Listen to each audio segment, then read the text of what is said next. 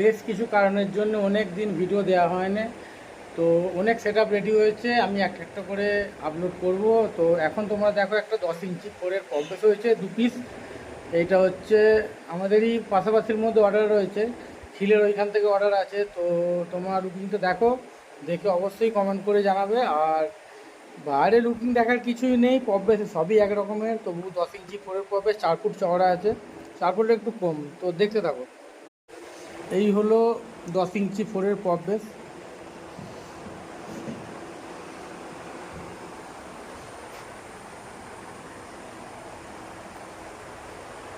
দুটো করা রয়েছে।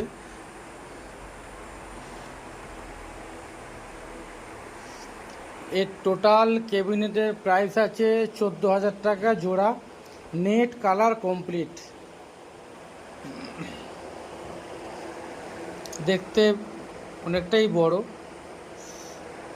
আরও অনেক ছোটো ছোটো সেট আপ রেডি হয়েছে, আমি আপলোড করতে থাকবো একটা একটা করে ভিডিও। তো দেখতে থাকো বন্ধুরা।